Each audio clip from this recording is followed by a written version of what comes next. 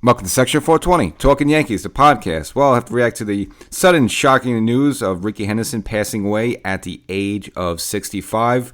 Again, this is one of the larger-than-life characters of baseball, and again, not only the insane career he had, the longevity, the numbers he put up, but again, one of those rare personality types that was just bigger than the game, and sort of like a Reggie Jackson and maybe Babe Ruth. Guys like that, and Rickey Henderson you would definitely put in that category. And just growing up, just watching him play and getting his baseball cards and just hear about him, watching highlights. I mean, this guy was like Superman.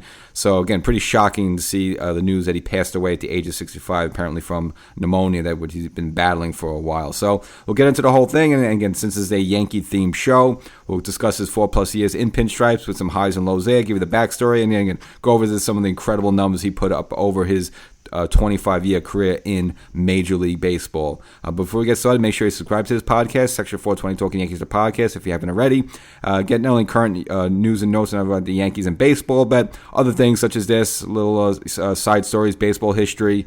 Again, you want to be a podcast subscriber to get it all. And there's also a YouTube version of the show. Go to YouTube after Section 420 Talkin Yankees. Subscribe there as well.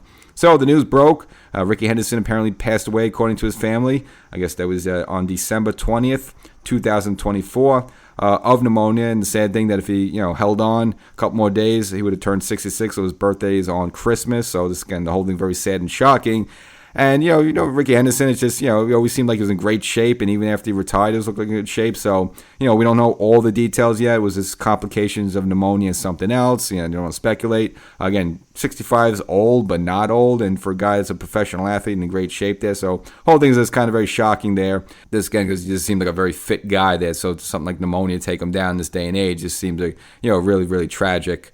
But for Henderson, as mentioned before, played 25 years in the majors, broken in 1979 at age 20, and played up to age 44. Did he maybe hang on a little bit too long? Just got a couple extra paychecks here and there. Yeah, maybe. But overall, just been a rare type of individual to play the game at a very high level for a long period of time. And he never lost his base stealing ability. Maybe the power left, and maybe he lost an inch of speed, and maybe lost a little bat speed there with the batting average. But again, never lost the base stealing ability. The best of the best, not even no doubt about it. And I don't think anyone's ever going to break his total stolen base record just because the game's different right now. You don't have guys stealing bases the way they used to, and it's just not part of the game anymore. You don't have the hit and run. You don't have the stolen base. So a little bit of a lost art. And I know they Rob Manfred changed some of the rules of how pitchers could throw over the first base and limit that. Maybe they figure that will allow runners to take off a little bit more. So let's see if that makes a difference. But again, such an incredible feat of the amount of total stolen bases he had in his career, and that's 1,406.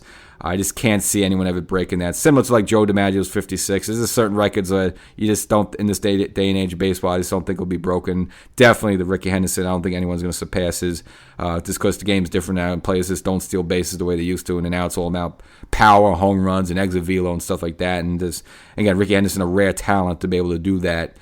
So that's something you'll never see. And he also has a career high, record high, owns the record for runs with 2,295. And it just makes sense. Well, if you get on first base and you steal second, well, you put yourself in scoring position, you're going to score a lot of runs. Or if you're on second base and you steal third, same thing, sacrifice fly, you're going to score a lot of runs. Now, obviously, since you steal a lot of bases, you're going to get caught a lot, so he also owns the record for the amount of caught stealing across Major League Baseball, and that's 335. Now, as mentioned before, that he did play with the Yankees. So in December of 1984, just about, I guess you would say about 40 years to the day, he was traded to the Yankees along with Burt Bradley in a 5-player deal. Now, the interesting note with that, when Rickey Henderson originally played, was coming up with the Oakland A's, he was number 35. Well, that Yankee team, Phil Niekro, was number 35. So that's when Rickey Henderson was forced to change his jersey to number 24. And pretty much Rickey Henderson is known as 24. Now, he did deviate from that a little bit later on in his career, but for the longest time, he was always known as 24. So that change was made when he came to the New York Yankees. So, that's, I guess, the Yankee twist on it. As for the Yankees, played for 4+ seasons. 326 of those stolen bases was done in pinstripes, hit 78 home runs with 16 triples, and hit 288. And again, there was that mid-'80s Yankee team, which, if they had the wild card back then, maybe they would have made the postseason a few times. And that was kind of when Steinbrenner was really in his heyday of hiring Billy Martin just to fire him, just to hire him again and fire him. And unfortunately, you had this great Yankee offense. I mean, just imagine Rickey Henderson, Don Mattingly, Dave Winfield. But unfortunately, it's just a different, the game was different with the standings, and they were never able to make the postseason, even though this, offensively had this, some of the best talent you could possibly have out there. Now, it wasn't all great for the Yankees. There was some accusations, like Lou Piniella and George Steinbrenner thought, when Lou Piniella was the manager of the Yankees, that Henderson was a little bit lackadaisical, and this was kind of part of his charm, and again, part of why he was kind of a larger-than-life figure.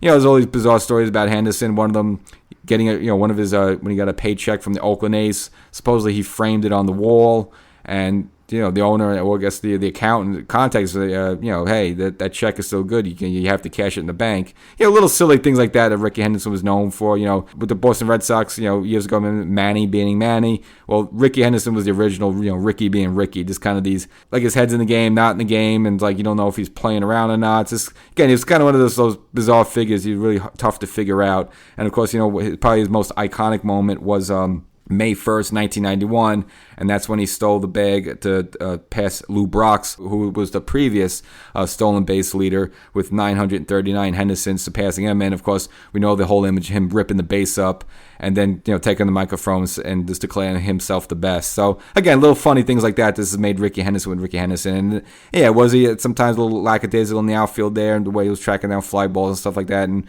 was his head totally in the game all the time? Sometimes maybe not, but again, definitely, just a great talent and a great career. Again, 25 years in the majors there. And did he hang on a little bit towards the end of it? Yeah, maybe. But still, I mean, just to play 20-plus seasons and to do what he did there, just quite incredible. And just got to remember himself just my whole life just watching Rickey Henderson, collecting the baseball cards, and just, even when he's retired, he's, for whatever reason, you'll always think about him for some reason. He's just always in your head for whatever reason. So, again, just people like him, Ken Griffey Jr., it's just guys like that just always just stick in your head for just whatever reason. Not only there's great players, but there's bigger, quote-unquote, than the game sometimes. So, again, a very sad thing. Now, as I mentioned before, he did deviate from his number 24 a couple of times, one of them being with the Toronto Blue Jays, where he wore number 14, twice wearing number 35 with both the Mariners and the Red Sox, and then one time wearing 25 in his final season. That was with the Dodgers, and he played just like a handful of games, played like 30 games there before finally hanging it up. And obviously, no doubt about it, a Hall of Famer, that's not even a question there. Won the MVP back in 1990, two-time World Series champion. That was with the 89 Oakland A's. And with the 93 Toronto Blue Jays, so got his two World Series rings, 3-time Silver Slugger, 10-time All-Star, and just got one Gold Glove in 1981, the year I was born. And I mentioned before, shortly after, he had this issue with the Yankees and Lou Piniella, I think it was around 87, 88, accused him jaking it, as they say, of being a little lackluster, not hustling too hard. And supposedly Steinbrenner, in his little manipulations, tried to got to the media, and he would always do this as well, try to get the media to criticize his players. He's, Steinbrenner used to do that with like Reggie Jackson, try to light fires on the people, and supposedly try to, get the media to get hard on Rickey Henderson. So eventually, obviously, he wore out his welcome with the Yankees, and in '89 midseason ended up trading him back to the Oakland A's. In a four-player deal, and with the Yankees got back Luis Polonia, Eric Plunk, and Greg Cadet. And Henderson went to go play for Oakland, and then later that year went on to win the World Series. So, good for him there. But even though he was back with Oakland, he stuck with the 24 that he switched with the Yankees. And again, that kind of been his iconic jersey, the Henderson 24, for the pretty much the majority of his career. And again, his best years were with the Oakland A's, about 10 seasons with the Oakland A's total. He's always known as more as an Oakland A than anything else. And again, it was a bit of a mercenary, a little bit, bounced around to a lot of teams. Also had a stint with the New York Mets, and in their run in 99 when they were ousted by the Braves. And, of course, the year after that, they would go to the Subway Series, but Henderson wasn't on the 2000 Mets team for that one. So, again, it's very sad news, kind of very sudden news, shocking news. Again, we didn't even hear any rumors that he was sick or anything like that.